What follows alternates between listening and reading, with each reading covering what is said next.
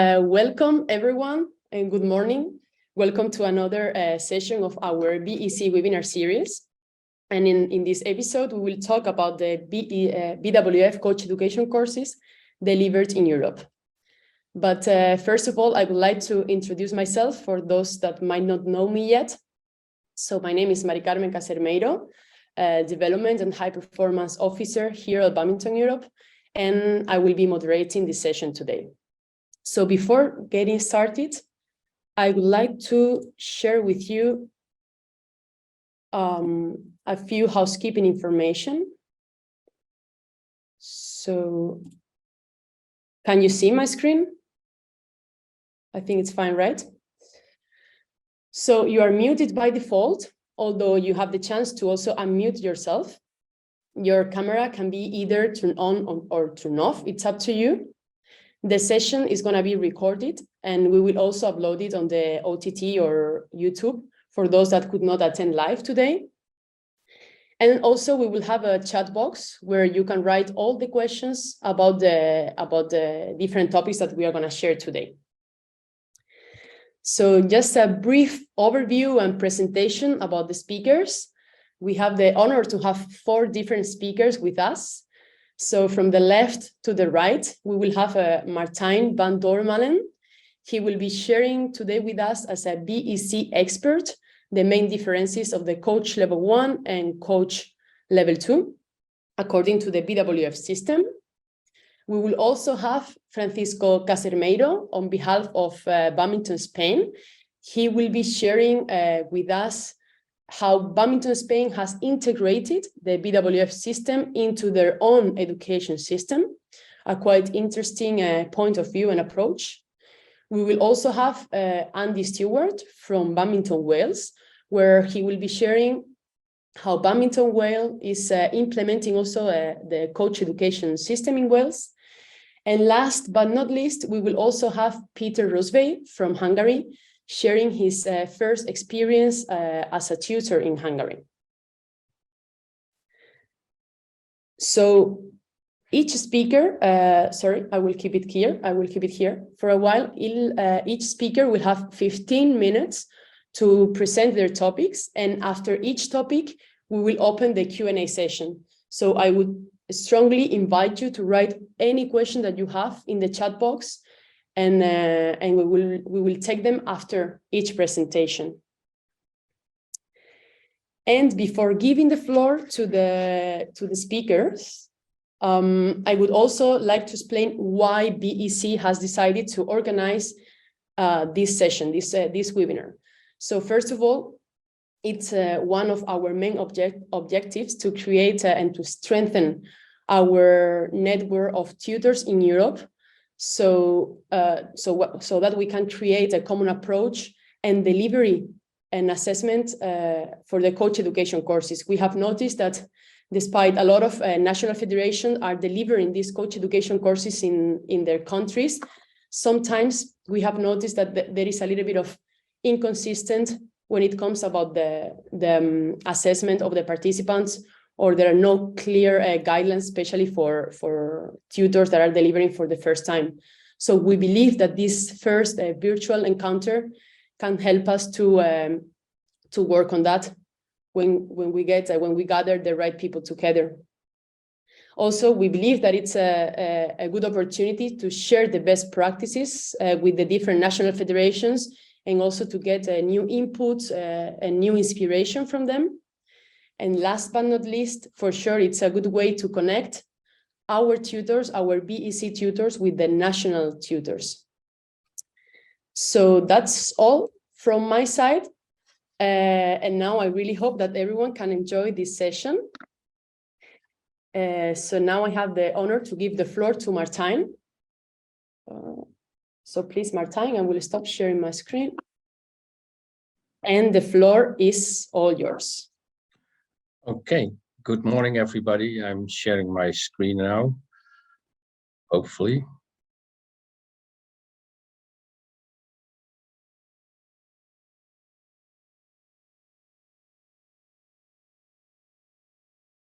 Am I sharing my screen? Can you see my screen? Yes, Martijn, everything is good. good. Thank you very much. I'm asked to tell you something about the level 1 and level 2 courses of BWF. I will start with the level 1. And on this first slide, you see the content of level 1.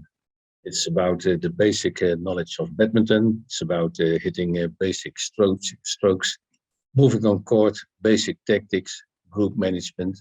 And I think what is very important, it's concentrating on the setup of one practice session. And that's already a main difference between the level 1 and level 2. If we look at the resources we've got for level 1, then we've got, of course, the level 1 manual for participants. And I think we've got the second edition at the moment, where also para badminton is involved. We've got a candidate's assessment pack. And of course, we've got the set of videos on the BWF website. And I can tell you that those videos are renewed once in a while. So keep an eye on that to get the latest one always in your package. And of course, we've got the knowledge and the experience of the tutor presenting the course, and also the candidates. And sometimes I think we forget that, because also bringing in a lot of knowledge and experience. At the moment, I'm at a course here in Finland, and I've got 8 candidates over here, and they are all coaching already, from children to competition players to elderly people, even para players. So there's a lot of knowledge and a lot of experience in this course. Then you see on this slide on the resources on level 1, that's exactly the same as for level 2. So we've got the manual level 2, we've got an assessment pack, we've got those videos on the website, and again, we've got the knowledge and the experience of tutor and candidates. I have to tell you something about that candidate assessment pack, and I think that that's a really, really good tool for the tutor to assess the candidates in the course. It's also a reminder for the tutor to look at what kind of skills he needs to develop with the candidates in the course. And it's also a source for the theoretical assessment you are doing at the end of the course. But the assessment pack is so big in many cases that there is no time to use it for a tutor. If you want to deliver your course in a very good way and concentrating on delivering the course, then the time is too short to use that candidate assessment pack. So you have to find as a tutor some other means and ways to assess your candidates. On the other hand, for candidates, it's quite useful. They can check their own progress. They can check their knowledge, and that's very important. And they can check their skills. And like I said, I also think that's what we need to do, is to use the assessment pack to make up also the theoretical assessment at the end of the course, level 1 and level 2. If we go to that assessment, then if you go to level 1, I'm always using 15 multiple choice questions from the assessment pack. And that's not so much, but it's random taken from the assessment pack. And in that, with that theoretical assessment, I check more or less that people were reading their materials in the course and before the course. And of course, they will get an individual feedback at the end of the course. In the practical assessment, I test the basic knowledge of people. I want to hear the good advices to players to improve movement or hitting. I think, and that's really important, we look at group management on level 1. And I also look at progression in the course. In many cases, candidates come in level 1. They are really blank with knowledge, no coaching experience at all. So in a couple of days' time, they need to go from 0 to, let's say, acceptable coaching. And if I see that progression, then I'm already satisfied. I compare that with driver's license. If you receive a driver's license, you cannot drive. After your driver's license, you start to learn to drive. And I think that's exactly the same with BWF level 1. Candidates are passed when both assessments are sufficient. So also the practical assessment should be okay, and the theoretical assessment should be okay. And in both cases, practical and theoretical, that comes back to the individual feedback to the candidates, and they pass or not pass. If I compare level 1 and level 2 in content, and on the left side you see the knowledge of content of level 1, you compare that with level 2, then it's in level 2 it's advanced knowledge of badminton. It's more about tactics. It's a situation-based program, and that's about tactics as well, of course. Where BWF level 1 is a skill-based program. In level 2, we are talking about how to deliver a series of sessions according to an annual plan, and it's mentioned to be for advanced players. And maybe the most important part is that in level 1 we look at how to deliver a skill practice, and in level 2 we want to deliver a complex practice where tactics, technical, and physical components are coming together in the same practice.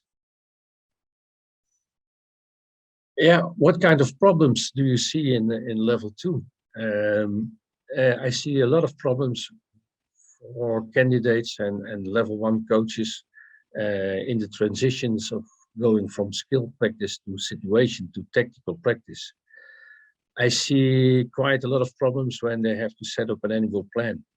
And I also see quite some problems coming up when they need to combine technical, tactical, and physical components in their practice. And of course, and that's also part of the annual plan, when to focus on what. And the ways I try to solve that is explanation.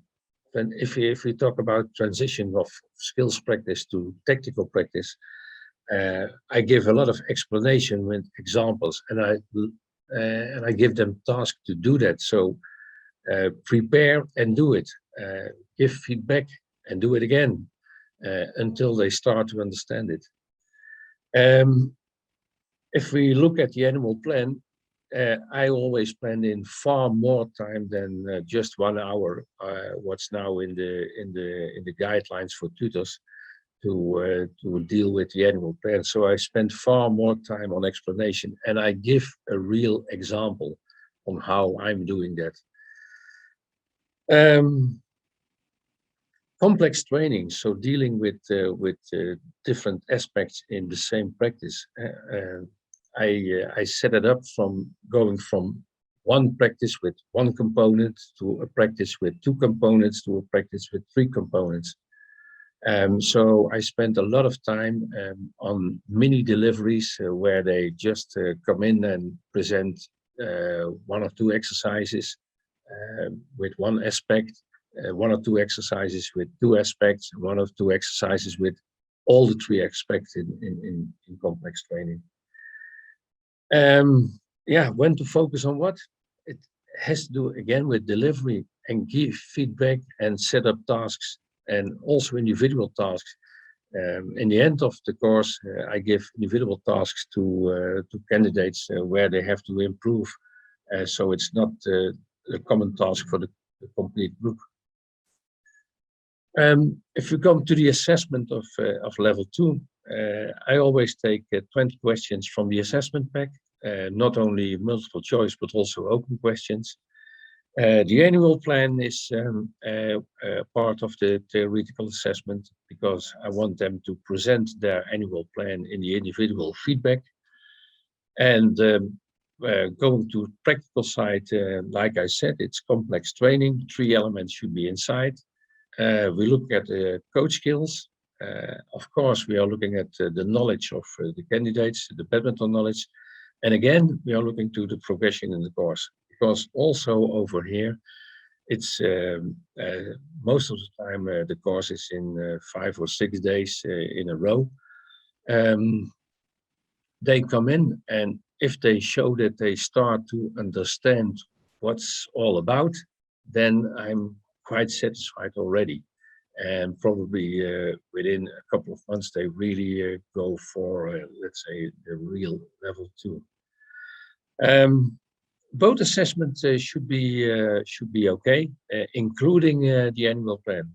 If they come up with an annual plan where they are not showing that they understand periodization, then I don't think it's good enough for level 2, because that's one of the main parts of level 2. What can I say to tutors who are delivering courses level 1 and level 2? I think as a tutor, you should really prepare your content and write every session down. I did quite a lot of coach courses over the last couple of years, but every time I sit down and write my sessions down, because I want to improve every session on what I did before. I also advise you to learn your candidates. So learn who they are, what's their background, how can you use them in your course. And take your time before the course and during the course. Don't be hasty at all. Otherwise, the outcome is 0. For the candidates, I send them the manual in the assessment pack, and I send them a questionnaire about what they are doing, what their experience is. I sent the assessment pack and the manual 4 weeks before the start of the course, and ask them to read it. And if I do level 2 courses, I always ask the candidates, go through level 1 again, because a lot of information in there is very valuable on level 2 as well. So that's my presentation, Marie-Carmen. And if people like to have some more information or advice, this is my email address, and they can contact me. Thank you. Perfect. Thank you very much, Martijn. You can stop sharing your screen if you want. Okay, I think that Justine is helping me behind the scenes with all the questions, and I think that we got a couple of them. Yes, we have one from Paul. I'm going to read it out loud for you. If you cannot read it yourself. In the level 1, my experience is that a lot of coaches have little knowledge of badminton. They do improve a lot during the course. But I don't know / believe they keep on improving after the course. So what would you suggest? What do you suggest to improve or stimulate their development after they pass the course? Yeah, I think that's a task of a national association. Just by organizing courses and think that you are there as an association, I don't think that's the right way to do it. If you are really interested in developing your coaches, then you have to gather them together for freshening up knowledge, for small seminars, to exchange ideas, things like that. Otherwise, they go back to their clubs and they think, okay, this is it, that's right. But you always need to stimulate them. But I think that's up to the national associations. Okay, thank you, Martijn. And thank you, Paul, for your question. It was a very good one. So far, I cannot see any further questions on the chat box, but while people are thinking a little bit more, I have also a couple of questions for you, Martijn. So you have mentioned that the BWF assessment tools are quite long and quite complex if we want to use them during the course. So how do you adapt those long assessment tools yourself? What is your way to do it? yeah, I know what kind of skills are needed for to become level 1 and level 2. So I always make notes of each candidate, short notes in my preparation book for the course, and follow them through the course in that way. The assessment pack is in that way quite extensive because of the fact that you have to fill in a lot of things. And the only things you need, I think, is your your impression of candidates. And if you note that down after each part of the course, we just finished the morning session. So before the afternoon session, from my 8 candidates, I've got already some notes noted down in my notebook. And but what are the key aspects that you have a look at? It's like the way that they manage the group, the way that they communicate, the exercises. It depends a little bit on what we are doing. If we are in a theoretical part of the course, then I want them to be involved in the course. So if they really attribute to the content of the course by discussing and things like that, then I know they are quite open and good in communicating. And that's more or less the same when they are, of course, in the practical part. I want them to be there also acting as a coach. And so they have to present themselves, and they have to communicate very clear to everybody. And that's what they can show, not only in the practical side, but also in the theoretical part. Um, and when we come to delivery, then I'm at level 1. I really look at group management, how they handle a group, because I think that's an important part. And then the second part is the real badminton knowledge. By the way, I don't want to see there the big mistakes. If they come in with wrong grips and things like that, then I say, sorry, this is not good enough for level 1, because I believe the let's say the level of badminton you are learning is depending on what you learn in the first stages of your development as a player. Okay, thank you, Martijn. I think that Justine has something to say before continuing with the questions. Yeah, just to connect those two the two questions that we've just had, Paul's and yours, Marie-Carmen. How do you use the provisional pass option as a tutor, Martijn, for level 1 or a level 2? If you see that from a tutor's perspective, you see a progression in 3-4 days, but you still need to do a little bit more or to have a little bit further progression.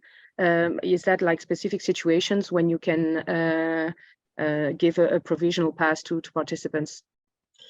I think that's very difficult. Well, I never use provisional passes, because if you do that, then what's the road after the course? What do this candidate needs to do? Who is helping him with that? Who is controlling that? So what are the next steps?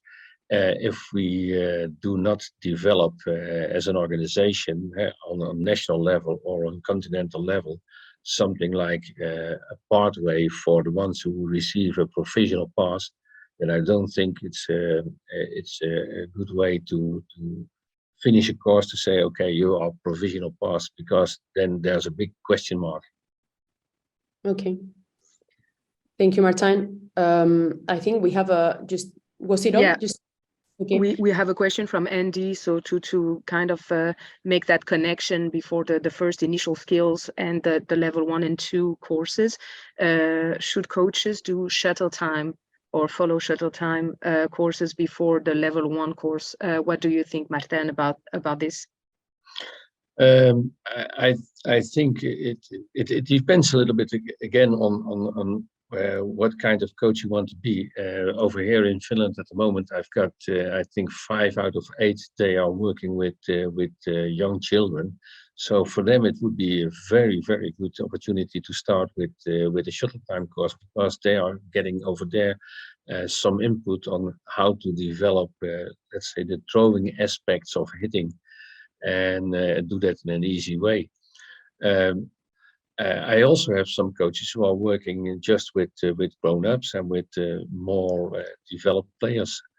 So spending then time on shuttle time, yeah, it could be, but maybe not. Or really at the beginning of their process or their pathway to coach education, so when they are younger, or yeah, but you know, it's shuttle time is really it's for it's more or less a school's program. You can use it, of course, also in clubs, but it's not necessarily, I think, to do before you start the level 1 course, because in level 1 you also start with the basic components of hitting and moving on court. Yeah, and you do that on a different level. But like I said, over here I've got at least 5 coaches also working with young children. So in my practical program, I will spend some time also on delivering for children. Okay, thank you, Martijn.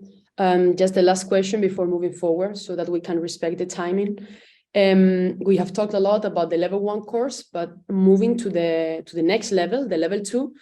We have noticed that sometimes there are some differences in the level of expectations to either pass or fail participants. And you have also mentioned like a lot of problems in the level 2. So for your experience as a level 2 tutor, what do you expect as a BEC tutor from a participant that attends a level 2 course? Sorry, can you repeat the question? Yeah, sorry, it was maybe very long. That sometimes we have different expectations. Yeah. From the participant. So what do you expect from a participant attending a level 2 course? Yeah, what I expect is that at least he has he must have, of course, the basic knowledge of level 1, and then he must have experience on already with some advanced coaching.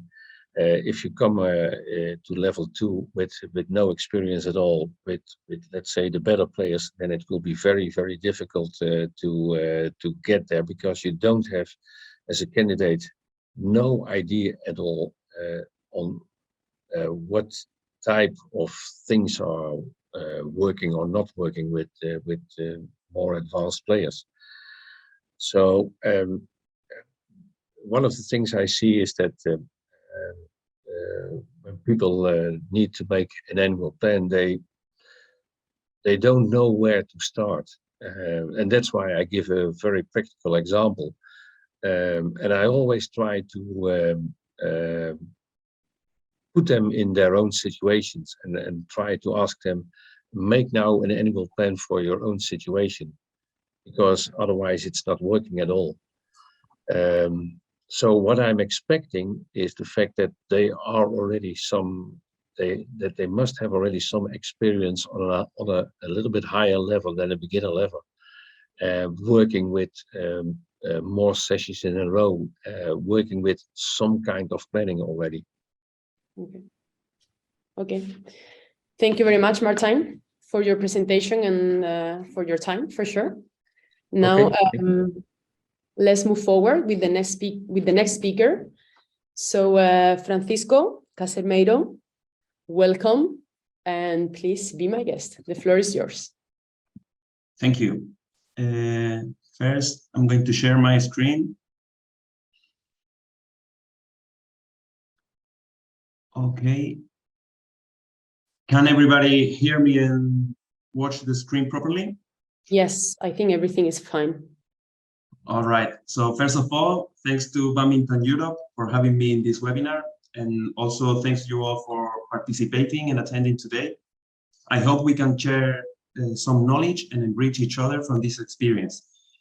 Today, I'm going to talk about the integration of BWF coach education into the Spanish system. But first, in the same way as that people enjoy more a book, a movie, or a course, or maybe a webinar, when they know more about the people behind the whole process, I will spend 1 minute talking a bit about my professional background, because maybe I know some people in this room, but maybe not many of you know me. So I think maybe after the presentation, you can enjoy a bit more if you know a bit about me. Before 2012, my relationship with badminton was based mainly as a player, coach, club manager, multitasker, umpire. So maybe some of you have the same experience. You do a bit of everything at the beginning. In 2012, I finished my university degree in sports science. And that period, I began to be interested in studying in depth in the areas of physical preparation, strength training, injury rehabilitation. So my professional development was linked to working with different athletes, companies and clubs, not only in badminton. I was working in different sports, football, basketball, and hockey, and always combining with badminton training, badminton coaching, all around Spain and some places in Europe. In 2017, Badminton Spain offered me the possibility of being responsible for our long-term athlete development program. We call here Se Busca Campeón. It's like the name of looking for a champion. And I agreed to collaborate with them, while also I started working as a professor in an international school and a sport manager in our own company we create in Spain. And those years were very intense on a personal, professional, and educational level, but always linked to badminton. And in January, in 2021, Badminton Spain offered me the possibility of working full-time in the federation as a manager of the area of coach education and development, and also in the development of the new strategic plan. So at this point, I decided to make a break in my job as a teacher. Also, I spoke with my partner to stop in the company for a while, and I got immersed in the Badminton Spain adventure. So now, coming back to the main topic, it was 1 minute. I will start talking about some logistics in Spain, so you will understand better why we integrate the BWF coach education system. So Spain is quite a big country, and we have it's divided in 19 regions. So a few of them are in island, like Baleares or Canary Island, and the other one are small territories in the north of Africa, and also the big peninsula. All right. So our government deliver the education in all the regions, and they have some competence, but we are ruled by a common frame. So how we establish a common frame in sport education? So the sport frame, it's divided mainly in 3 laws. All right. We have a general decree law of sport in education in Spain that also rules the university sport education, the specific sport education. And we have a few sports that have their own regulations, like football, baloncesto, basketball, and handball. But also we have a specific decree law of sport education for the rest of the sport that give us the common frame with the structure that we have to use to deliver our coach education course. And this decree give the Badminton Spanish Federation, to the National Federation, the power to decide what we have to deliver in those courses and how we deliver those courses. So at this point, Badminton Spain create their own program of badminton coach education course, right? So our structure, it's divided in 3 levels, all right? So initial level, advanced level, and professional level. And each level has a specific requirement to get inside the course, and also 3 blocks, okay? General block, specific block, and a practical period. So you have here the number of hours of each block in each level, and also the total number of hours, real hours. Is not, you count the hour, no, you need to deliver a program structured with hours, and they check that all the program is delivered properly. So I'm going to get a bit deep inside each level, just for make you understand what we deliver in each block and how we deliver each block.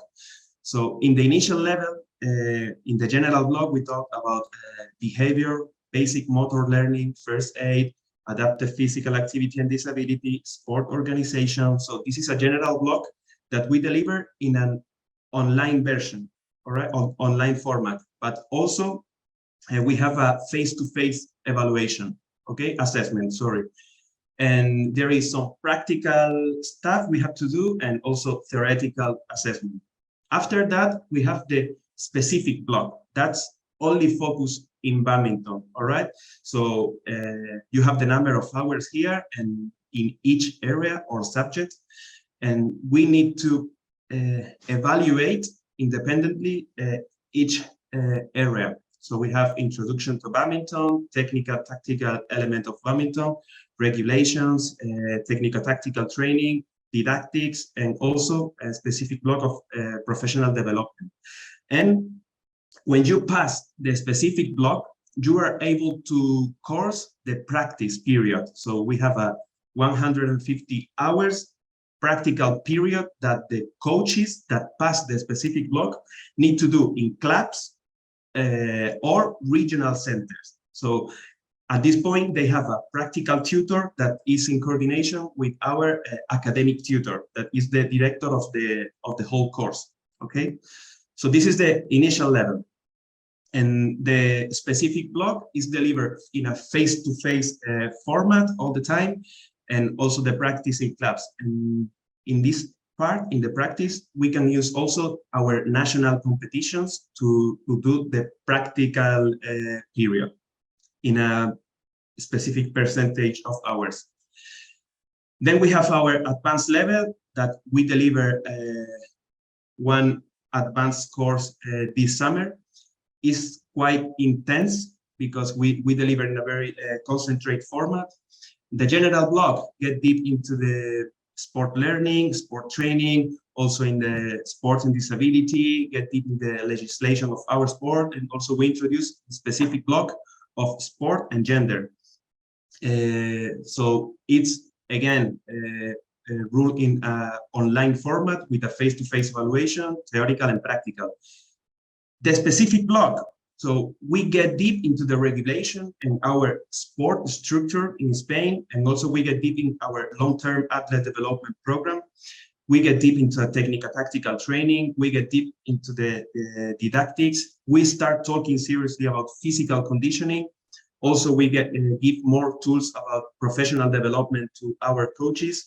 And we, although we talk about para-badminton in the initial level, for sure, we make a specific module of para-badminton here in the advanced level, okay? And after that, we have, again, a practical period, includes regional, and now we include our national center. So students that pass the specific block also could do the practical period in our national center.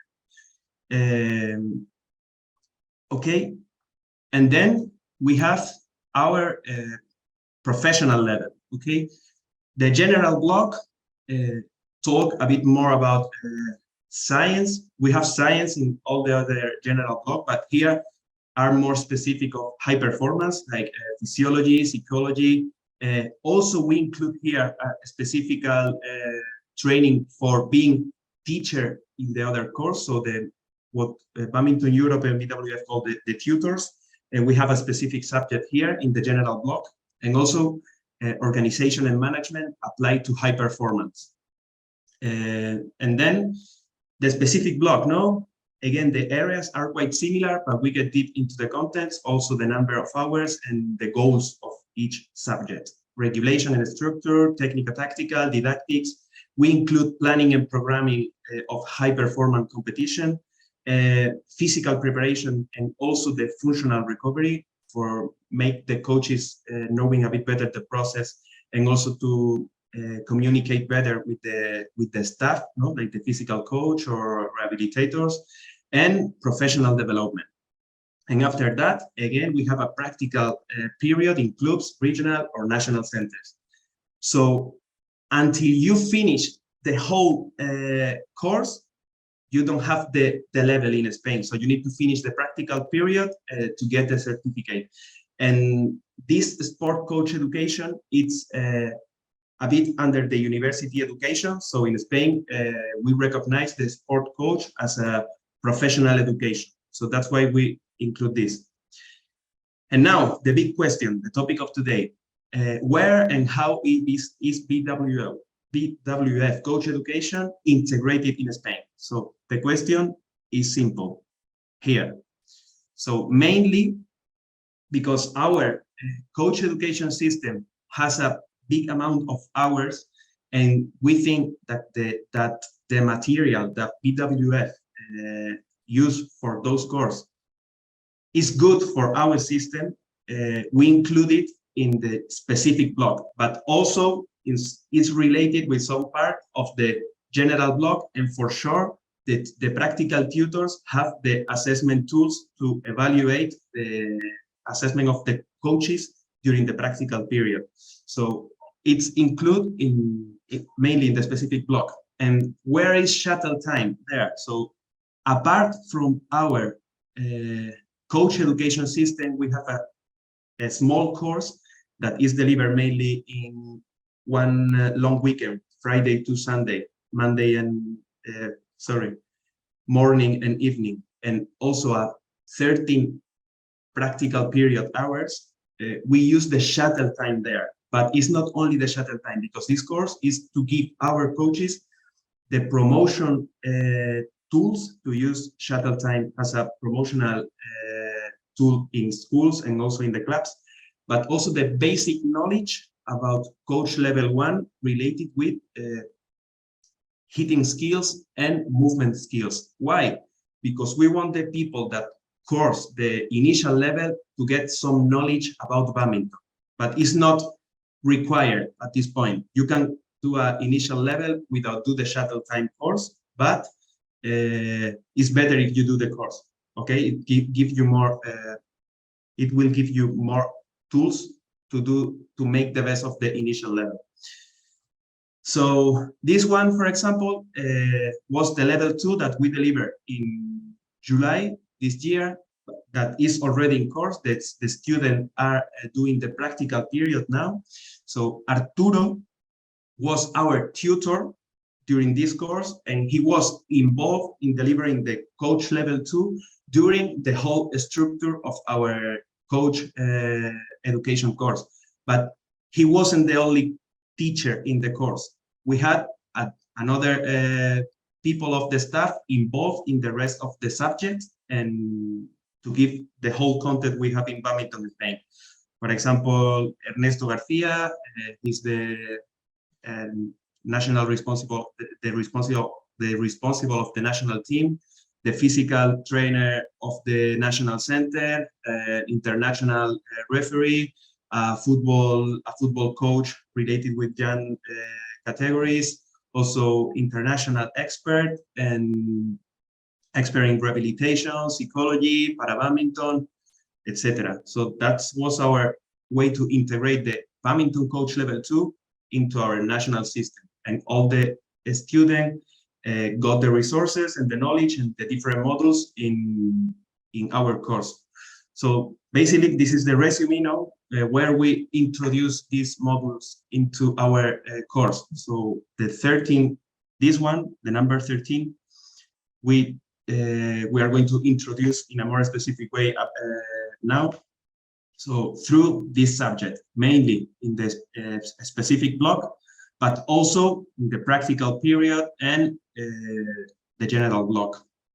And the level 2 into the same structure, into our level 2 subject, and related also with some subject of the general block and our practical period.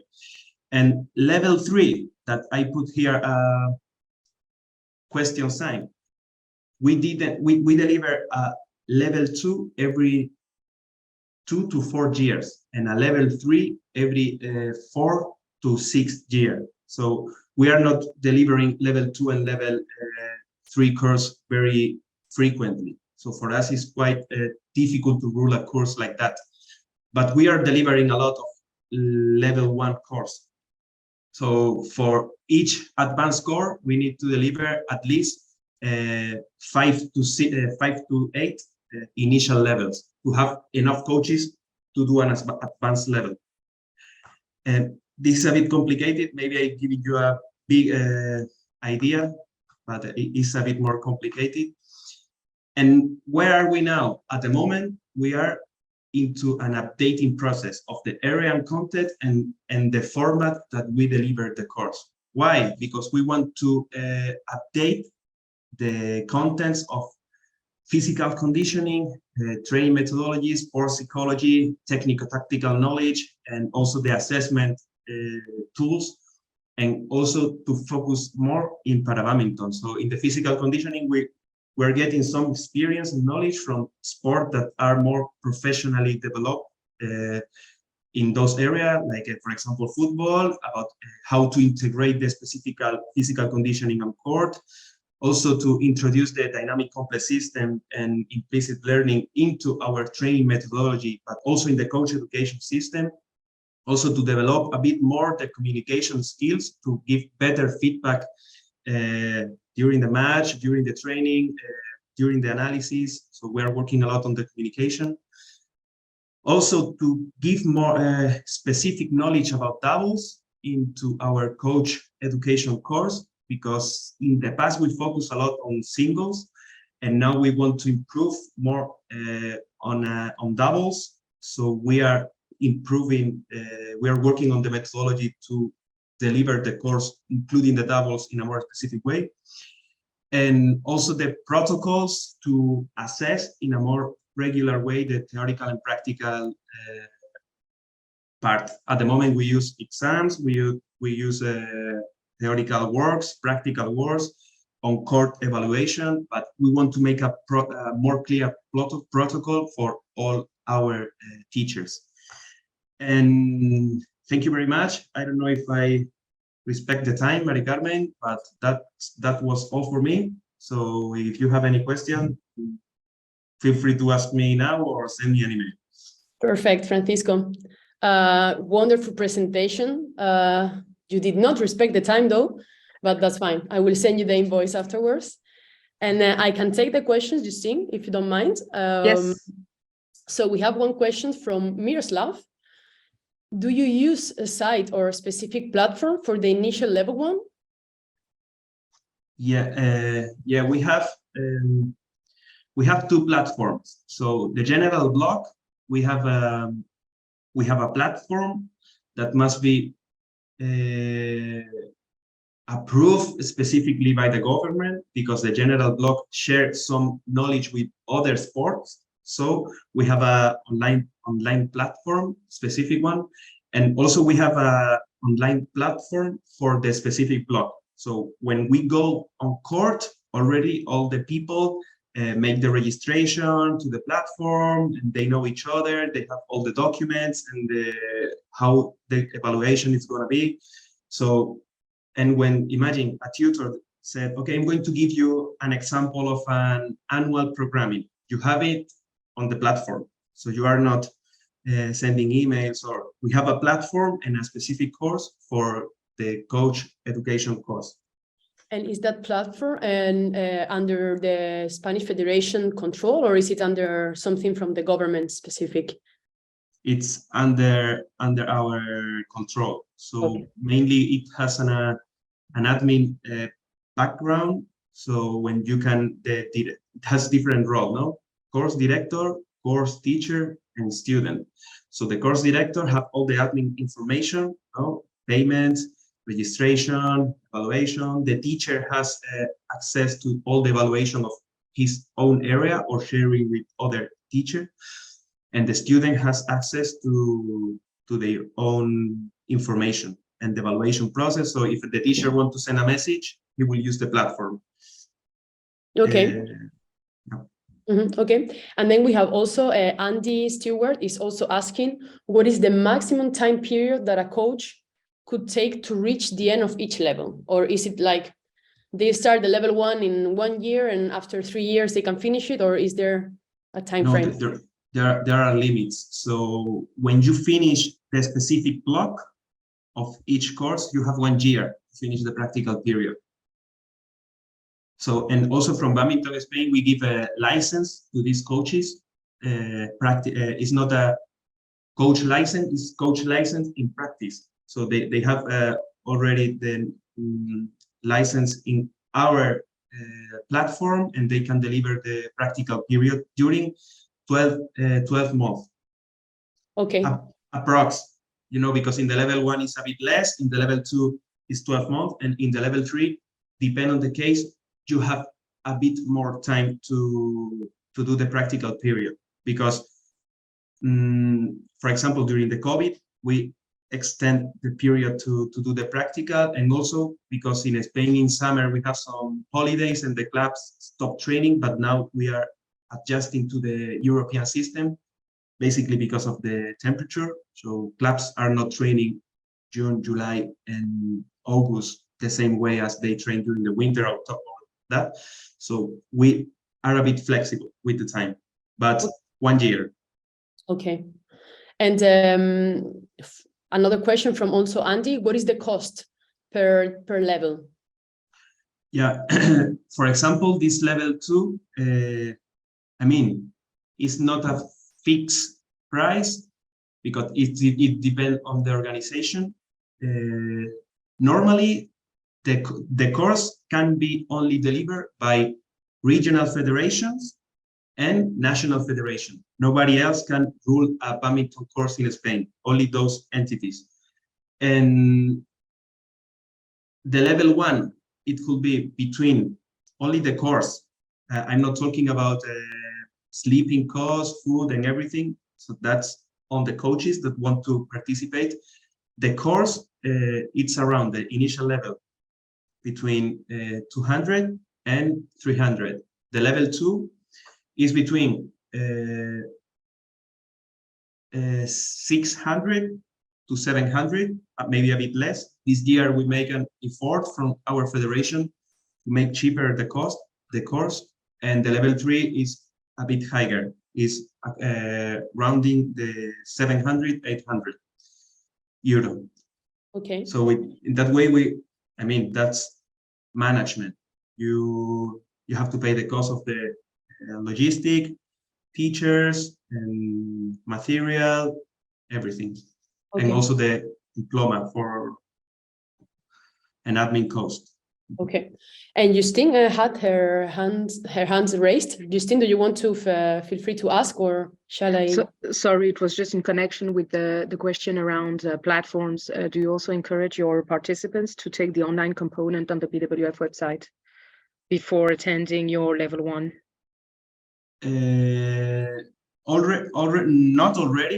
Not already, but with the online component, we started with the shuttle time. Now we are encouraging to use the online component, and we want to implement the use of the same in the coach education. But also for sure it's a good tool. So if the student do the online component before the course, is extra knowledge they have, and they are well prepared to do it. So we will start implementing that, but it's not mandatory. The course at the moment start when is in our publication. Yeah. Okay, and then we have the last question so far from Tom Kauser. So I don't know if you can see also, you can read the chat. I will read it for you as well. How does the education structure, initial to professional, align to the development level of the players? For example, novice to expert. Can you be a professional coach working with a novice player? Yeah, I will. At the moment, the initial level is more focused on the under 13 players. The advanced level is more focused between under 15 and under 17. And the professional level, the level 3, is more focused over this age.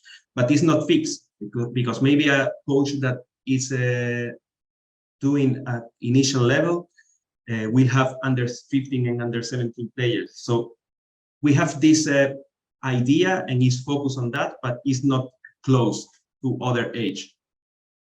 But for sure, the professional level and the advanced level focus more on those age. But the initial level focus on the young categories, but with an open frame. Okay, thank you very much, Francisco. I hope. Okay, I think it answered his question. So because we are running out of time a little bit, I had a couple of questions, but I'm gonna leave it here. And thank you very much for your presentation. And let's move forward with the next speaker.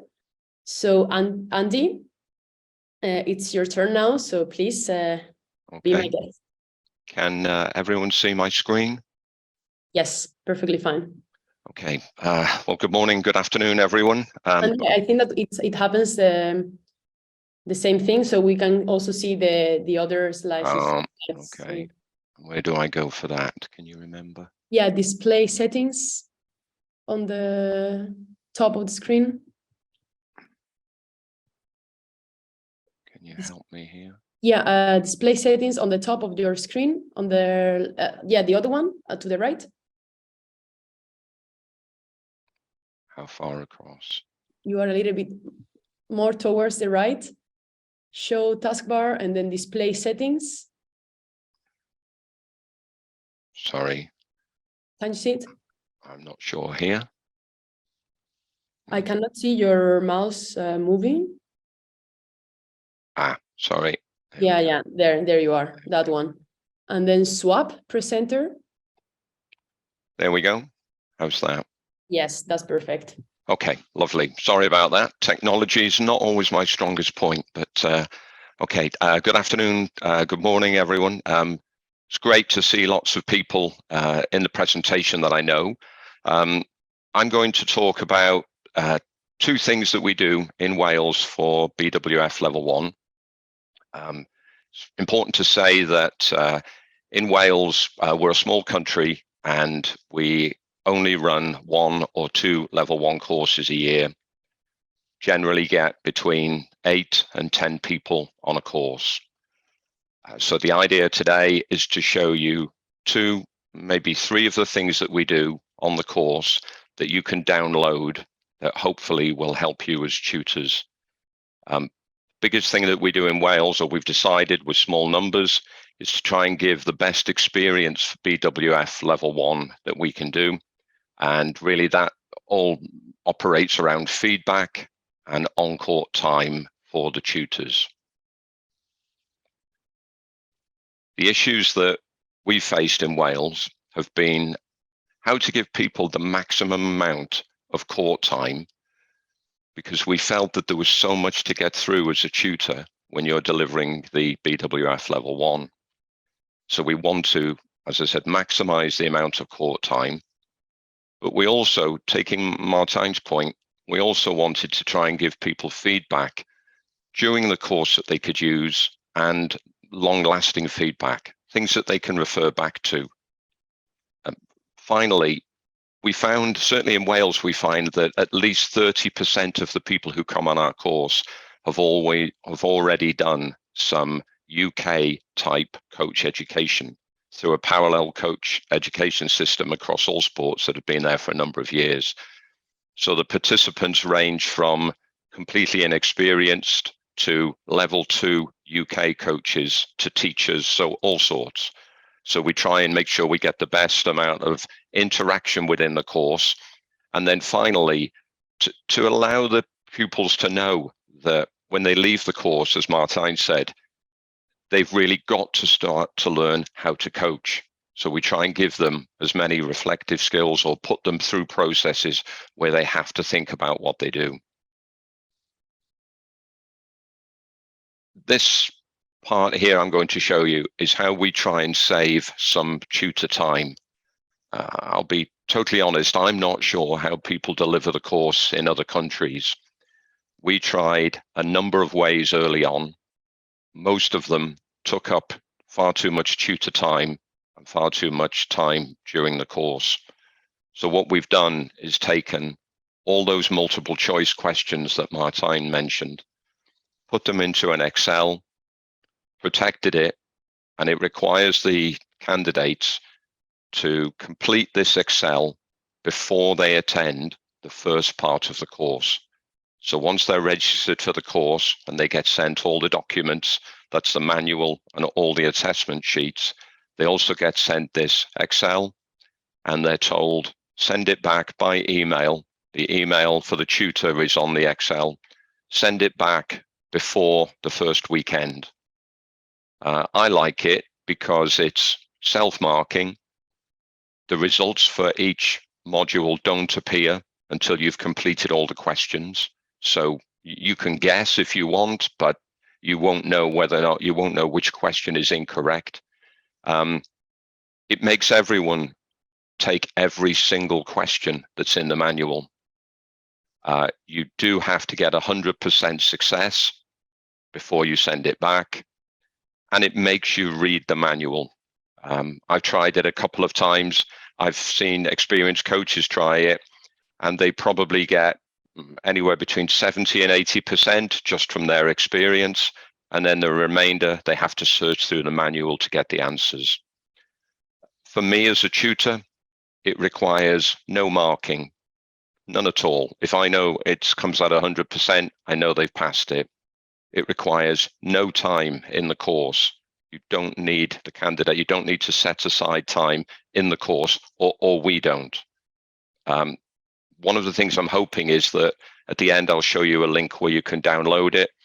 I'm hoping that not only will you try it, use it, you'll also tell me if there's any problems with it. If there's any Excel experts out there, as you can see, my IT skills vary from okay to mediocre. So if there's any problems in the Excel, please let me know. Okay. The other thing we do in Wales is we split the level 1 course between 2 weekends. So we have 2 days with a 6-week gap in between, and then 2 more days. In between those 2 weekends, we ask the tutors, we ask the candidates to deliver a minimum of 6 lessons and prepare those lessons as they would on the course, both in the first weekend and then in the second weekend. They then send those minimum of 6 lessons to the tutor by email. The tutor goes through the lessons and decides how to comment on the information that's been provided to them. But we provide the tutors with this format that you can see on the screen, which again you can download at the end of the presentation, which forms a record of what the tutors feel about the lesson planning, the assessments, and how people have progressed through those 6 lessons. We don't, I have to say, if I'm honest, I read every lesson as if I was an assistant coach, and then comment as if I was an assistant coach or a player or a parent. So the feedback might not be on every lesson. It might just be a general theme. It could be that you're doing the same warm-up every week, the same cool down. Have you thought about changing it? Your goal setting doesn't seem to fit with your comments that you did from the assessment, or there appears to be no logical progression through the lessons. Also, it gives you an opportunity to look back at the candidate's own feedback of their assessments at the bottom of every lesson plan. As you know, the coaches are asked to reflect on how they thought the lesson went, what went well, what they would change. So this forces the candidates to complete 6 lessons and then send it into the tutors. The earlier they send it in, the earlier they get the feedback. It ranges. I've had one candidate send me their first lesson after 10 days and the plan for the next 3 lessons at the same time. So it gave me an early chance to see where the candidate was going. I've also had a candidate send it the night before the second weekend. That meant I had to do a little bit more work at the time. But if you believe that you are going to assess the logbooks, and I'm interested to see if other tutors do assess the logbooks, for us, this has been the easiest way to do it. And finally, it provides written feedback to advise those people on where they could improve in the future. But it also, we do get candidates who fail. So it gives them an early indication of where they're weakest and where they need to improve. It's used in the final interview. Within this feedback sheet, I will put comments like, I really like how you're trying to bring in some tactical, or sorry, please could you bring in some more tactical ones into that net shot practice? And then in big letters, you will be asked this question at the interview. Therefore, they can prepare for the interview, and I can read their feedback and then realize that I needed to ask a question at the interview. So it takes some pressure off me. You may feel that the downside is that if you have, say, more than 10 candidates on the course, there's a lot of written feedback coming from the tutor. You may feel that you haven't got the time to do this, but my thoughts to you are you can spot quite easily who the better candidates are, and you can give feedback to those candidates who are likely to fail or need encouragement to develop. My personal view is every candidate deserves some feedback, and if it's verbal, no one remembers it. Therefore, I have to write something down for every candidate. They're paying good money to come on the course. I'm being paid as a tutor. Therefore, I must act as a tutor. Okay, how do you get these documents? This is what they call in English a shameless plug. If you go to badmintonandy.com, which is my website, you look for the search bar and you just type in the initial or the capital letters BWF and you hit search, it will come up with this post. Click on it, go into the post. It's quite a simple one. You can download both of these documents for free, virus-free, no problem. Please take them. I want you to have them because I want your feedback on whether or not you think they're worthwhile to run in your country. And then just to finish, these are the issues that I'm struggling with, and I know the other tutor in Wales are struggling with. Maybe not for discussion now, but hopefully one day we'll have a tutors forum that we can get together. I know in Badminton Ireland, Craig mentioned last time that it is a requirement for them to do shuttle time. My personal view is they should do shuttle time because it involves planning, it involves the use of materials, it involves delivery, and it's only one day. I think there are so many benefits. I get too many people coming on level 1 who really should have done shuttle time just to understand how to use materials and how to set up classes. It makes it much easier on a level 1 if they've done shuttle time. Martijn mentioned the size because it's very small and the complexity of the BWF candidate assessment form. I don't like it. However, if you go onto the website, you can download an electronic version. It's in Word, Microsoft Word. Therefore, you can type in it with your laptop or your tablet and it expands, so the size becomes irrelevant. The other one I've become aware of is different formats used by different associations. We use 2 weekends separated by 6 weeks. We try to bring in normal players for the final assessment. I've seen all sorts of other courses where people run it as a straight 4 or even 5 days, and the coaches coach themselves. Then there's the learning materials within the manual. I think every manual should be reviewed, maybe 5, 6 years. I just wonder when BWF will review theirs and what they would think about the material that's in there and whether or not they would talk to tutors.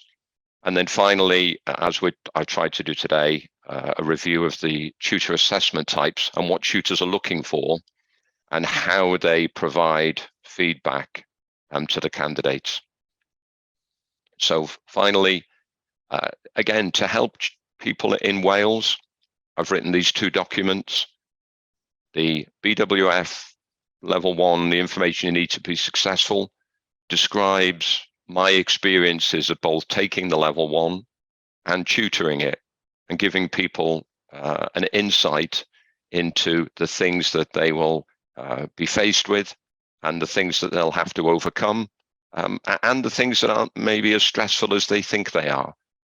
I see no problem at all in giving people information before they come on the course to decide if they want to do the course. So I hope, Mary, that's okay for you if I stop sharing. Yeah, that's perfectly fine, Andy. And I don't know if there are a lot of people aware of those tools, but for sure it's going to be quite useful for the tutors. And also Tom Kauser is writing on the chat that he has used these tools himself. So I think it's a good thing that we have shared it. Can I just ask, Tom, did it actually save you time? Tom, if you are still there. Yeah, it did, Andy, for sure. We don't, in my view, we don't want candidates, coaches to be spending time doing theory questions at a course. It needs to be done prior to the course. So yeah, for sure, it saves them time. It saves time actually at the course and as a tutor. So it's an all-win really for me. Brilliant, brilliant. Thank you. And Andy, since I cannot see any questions so far, I would like to ask you, why have you decided to split the level 1 with 6 weeks in between the 2 weekends, and why haven't you, for instance, delivered the whole course and then add the practice afterwards? Because I think if you do 4 days straight, the candidates get into the mindset of delivering. The tutors help them deliver, and you run the risk of the candidates just replicating what the tutor's doing, what they're advising, and they get into a little bubble. And okay, that's great. It looks like they're improving, but is real learning and real coaching happening? I'm not sure. I think it is in part, but by splitting it, it makes them go away and deal with their real pupils that they have in a day-to-day basis, whatever level they are. If they're already operating in a club, they will deal with players that they know, and they'll have to go through the process that they will be going through for the next 5, 10, 15 years, which is assessing someone, making a decision, and then coaching and deciding how to write a plan. If you do it 4 days straight and they coach each other, they get to know each other, everyone helps, it's a little bit false. We have the advantage, I must say, though, that the country's quite small, so we only run it in either the north or the south, so everyone has a maximum drive of maybe 1.5 hours to get there. I've never had any complaints that we split the course up. In fact, I'd say people reflect on what happens on the first weekend, and it changes how they coach, and they come back a different person often. So I hope that answers your question. Yeah, perfectly fine. And in fact, also in Sweden, they, according to Hannes, they are delivering with the same system. So yeah, when there is no problem in terms of moving from one city to another, yeah, it makes complete sense. And I have also another question for you, Andy, and because I got it directly from one of your colleagues from Wales. She's also a tutor, and she delivered a coach education course, level 1.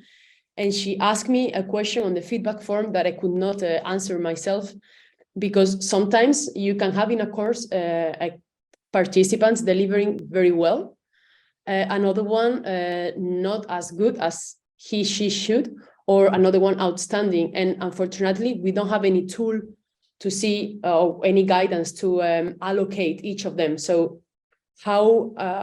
what is it for you when a participant has been good enough to pass? What are your criteria to select us? Okay, so the tutor will have for sure the subjective opinion for sure. Yeah, and I can understand that question, because I would love to be able to say to someone, when you came on the course, we graded you at, say, a 2 out of 10, and during the course you've now gone to a 6, or you came into the course at 6 and you moved to a 9, or you stayed where you are. So I'm looking for a progression for the candidates. But just like Martijn, I do worry about this. I worry long term where I have got my assessment skills from. What am I assessing against? So for me, it starts off, is their assessment safe? Are they actually teaching, or are the pupils actually learning something? Are the pupils engaged with what they're doing? And finally, how reflective is that participant? Does that participant realize that they need to improve in certain areas? Do they realize that it is a journey for them? How open are they to talking with other coaches? But it's a struggle because I can't grade each of the candidates against a grading system because we have no grading system. So for me, it's a straight pass or fail. I would love to be able to say to someone who's passed, yeah, you're good enough to now go and do level 3 or level 2, whichever it would be. But to answer your question directly, what criteria do I assess against? It's a combination of all the things, but I would love to sit next to another tutor and say, let's swap ideas over what we actually tutor against. I don't know if that's too honest for you. I think it's okay. I'm not the expert on the field, so it's you as a tutor. So yeah, and also Alan McKilven is writing in the chat box. I think that you can also read it, that he can also see the point on splitting the course for sure in the different weekends. But when it comes about an international course, as we deliver Badminton Europe, it's quite complicated logistic-wise. And also Akis has asked if we are going to receive any written feedback from this webinar. The answer, I'm going to send a feedback form, but the session is recorded, so you will have access to have a look again on our OTT. But I will also send a feedback form at the end of the session to everyone. So I think that there are no questions, no further questions so far, Andy. So thank you very much for your presentation. It was very clear, and I think it's time to move forward with the last but not the least speaker of the session. So Peter, please be my guest. Just a second, I'm going to share my screen.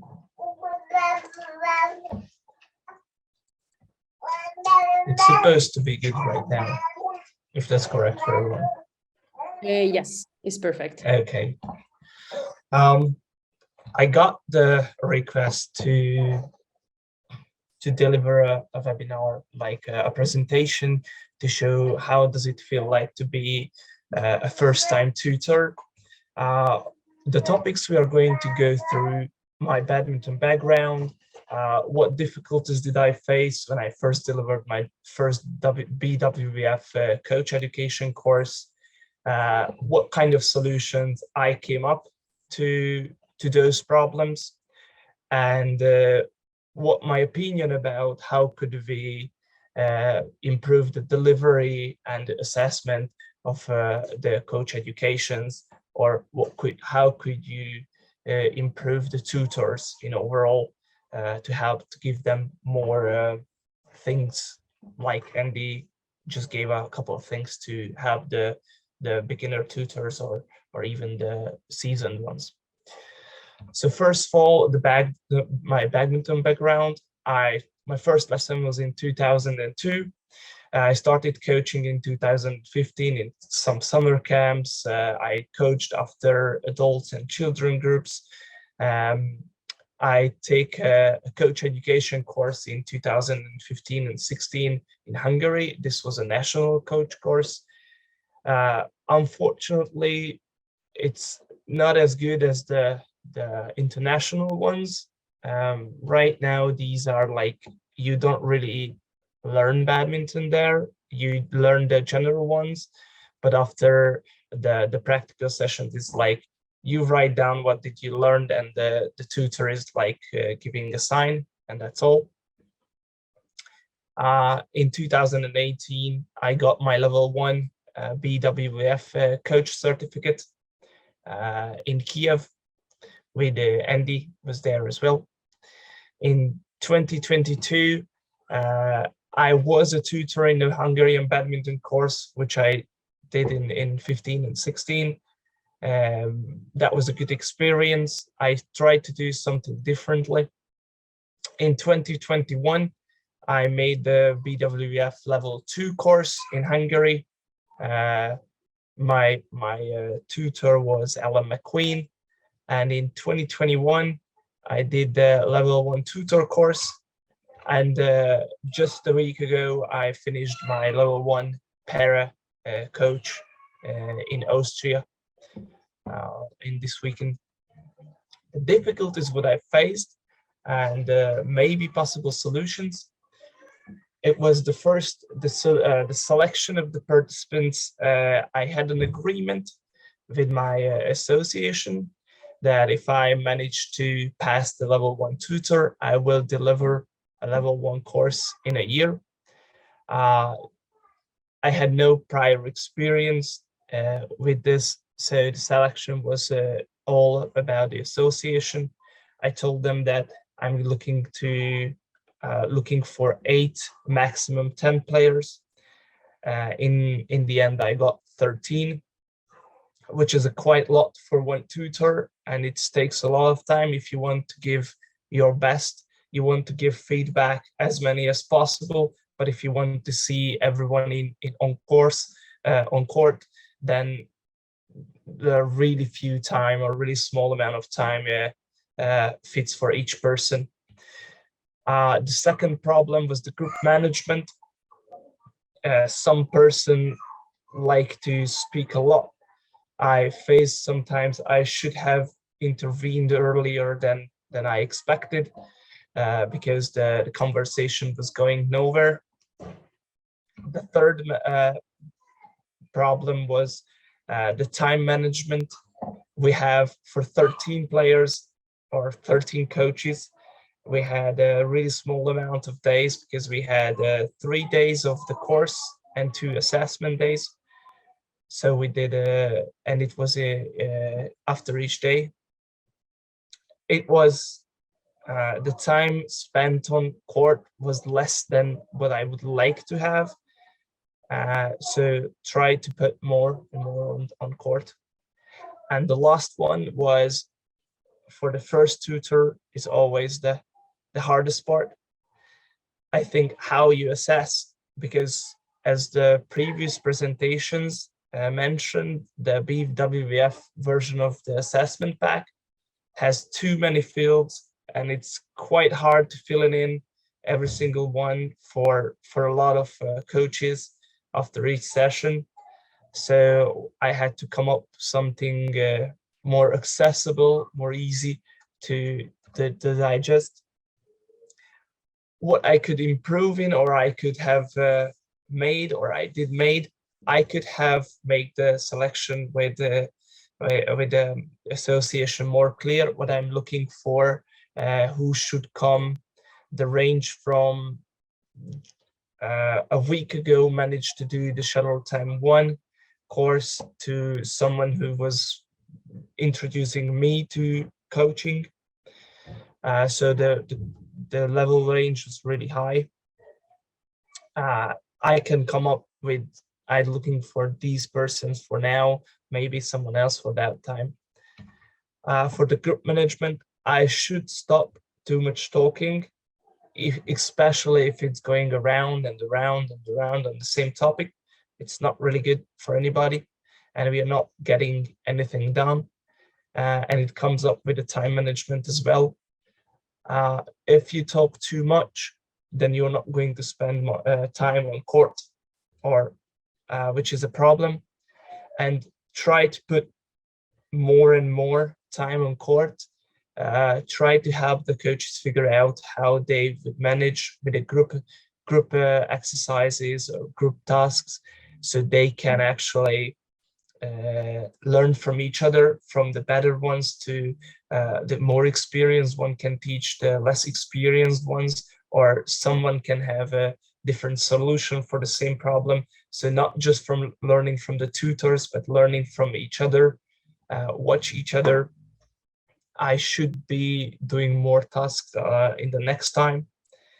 And for the assessment, I try to make some guidelines what I will follow when I'm doing the assessment. For me, I came up with four things to look forward to. One, is their knowledge about badminton good enough or not? Like, they know what to do, when to do it, what they are looking for at the given task. How they manage the group. So the second one would be the group management. And the third one of the most important one for me, the progression throughout the course. So if someone was like struggling at the beginning but improved a lot more, that's really good, but they still needed the knowledge of the group management. And the last one was the assessment, the final assessment, safe or not, because safety comes first for every single part of the game, I think, and of course on the court as well. So this is what I came up. It was much more easier to implement. And I kept one more thing, what I heard from Martijn in Portugal last year. And I was keep repeating in myself, it's okay to make a mistake one time, but if you do it for the second time or the third time, that's not good enough. You have to try, at least I want to see that you're trying to solve that problem. So you are improving. But if you do the same mistake over and over again, that will be not good enough for the pass. What I think, how could we improve the coach education or the tutor education? We could provide, the BWF or Badminton Europe could provide more easier to fill in guidelines and then like take it into parts for the tutors, so for the participants would know what they need to deliver or do in order to pass. And we could like one to 4 or 5 ticks. Yes, that was good, that was not good. And then on tutor course, you can learn what does it mean to be good or bad, how much improvement do they need. On the courses, we could include players throughout the whole course. What I did, I was inviting youngsters who I think have chance to be becoming coaches later on, who they are smart enough or have not. It's not about the skills, what they have of badminton skills, but if they're willing to learn or not. So they could learn already how to be coaching because they are throughout the course, they learn, but the coaches actually practice on kids and not on each other, which could improve the quality. What we mentioned at Andy's presentation, the 6 weeks period. So it's something like that, but it's not completely. As for the tutor courses, could be to make an assessment quiz, like a couple of video. Some participants for the coach level 1 are doing their final assessment, and you need, as a tutor, you need to watch through that task, and you need to decide whether they would pass in your perspective, or you would say they're not good enough to pass. Of course, it's not the full view what you can see, but in the end, like Martijn or Andy or Ellen could give a result. They would say, no, this is not good enough. This is good enough. But this part and that part could be improving. So the new tutors would have an idea what the others are doing, or how could they fit into the same category to make it like the same assessment or around the same. And for the part of the course, the Badminton Europe or BWF could provide some templates to start with. We actually made a couple ways to how to teach with Martijn when I was learning the tutor, but the BWF could provide some templates how the seasoned tutors are delivering that part of the course and that part of the course, not just you have, like, usually it takes 1 hour. It's okay, but how do they do it? What kind of exercises do they do it? I'm not saying I would always use them, because I might have different ideas than them, which is completely fine, but I would have something to go on, or something to start from if I have no idea or not, or maybe someone came up with a much better solution already. Why wouldn't we copy that? So these would be how I think we could improve both of the coach and the tutor courses. And I really thank you for your attention. If you have any questions, I will send my email address in the chat, or my phone number.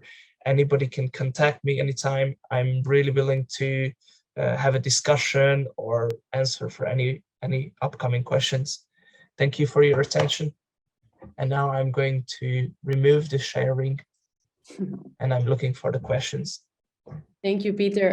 It was quite interesting because we got used to share a lot of experience from experienced tutors. So sometimes we forget about how a rookie tutor is feeling when delivering his first coach education course, as it was your case. If I'm not mistaken, you took the tutor course last year in Portugal, and were you skilled enough? How did you feel after, like, when you delivered your first coach education course? Did you feel that you were skilled enough? Was I good? Good enough, I would say.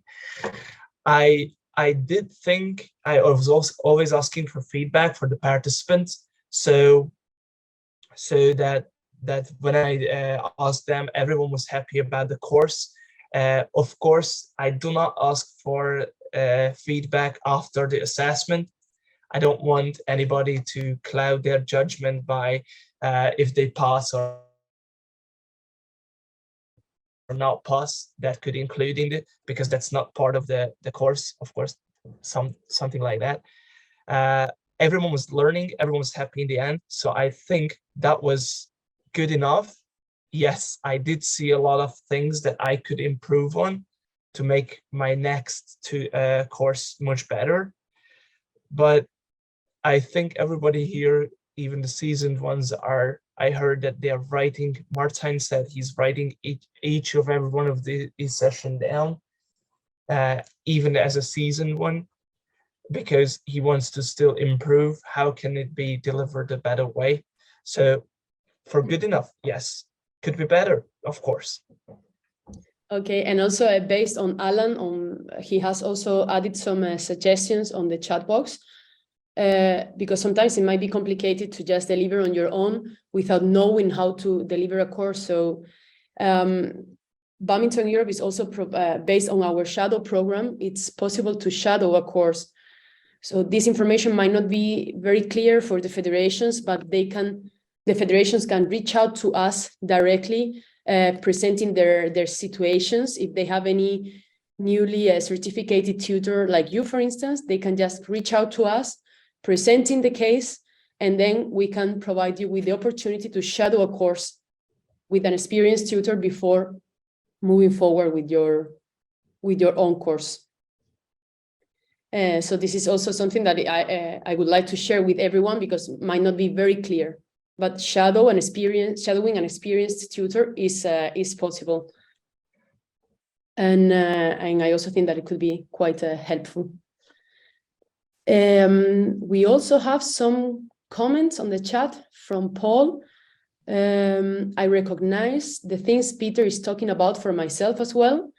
As a new tutor, there are a lot of challenges to deliver the first courses. Do we need improvement in the tutor courses so new tutors are more ready to deliver a course?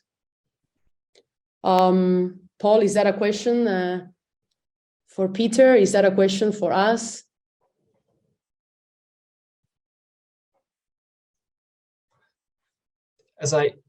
If it's for me, it's fine. Yeah. I already talked about it that for new tutors, yes, could be improving in the tutor course as well.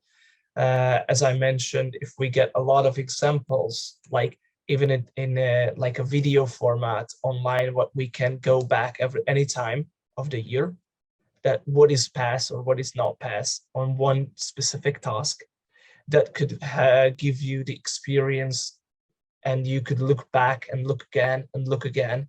Because when you on a course, you do it once, or you see it once that someone is delivering a session, and then you might notice something or you might not. But if someone points out something, then you can, in a video, you can just rewind it back to the place, and then, oh yeah, that's still there. Or, oh, the shuttle was staying 15 minutes there. Yeah, that's not safe. Or something like that. That could be I think that could be a big improvement for those who's actually willing to learn, because they would watch every single time or a lot of times. Okay, thank you, Peter. Peter, we have also a question about what should be the ratio in terms of participants and tutors.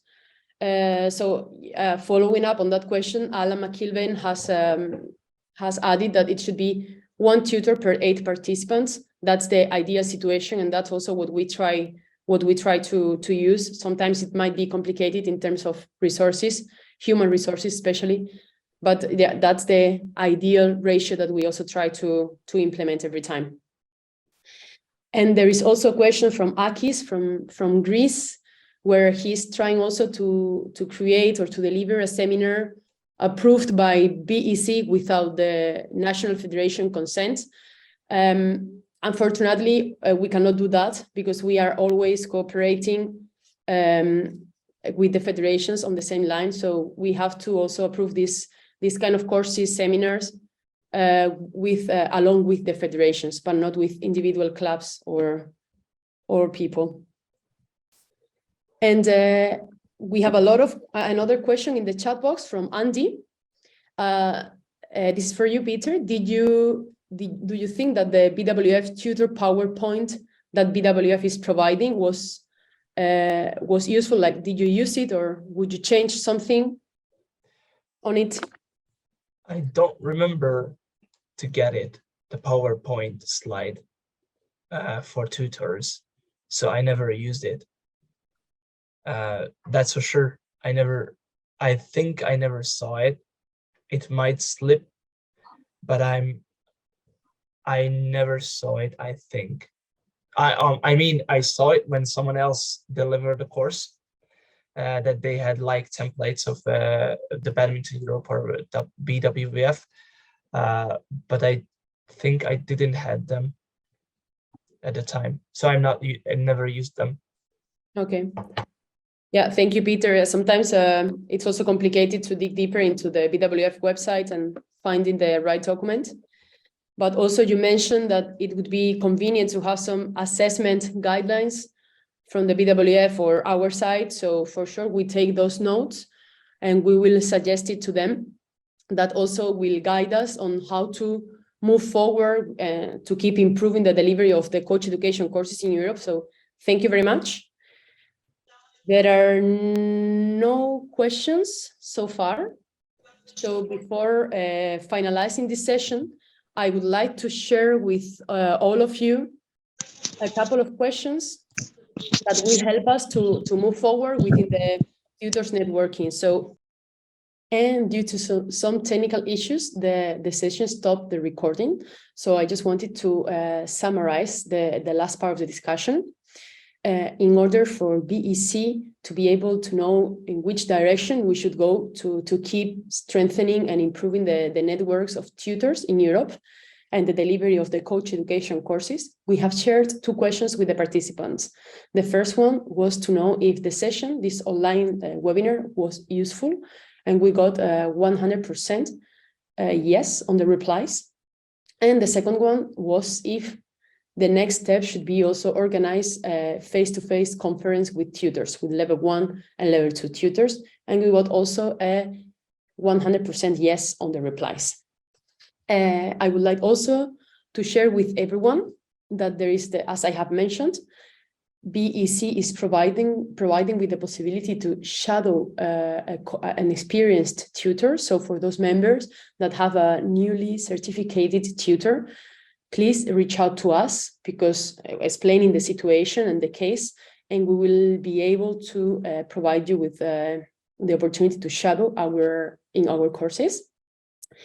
And last but not least, we will also share with those participants registered on the session a feedback form that will help us to improve on the next webinars.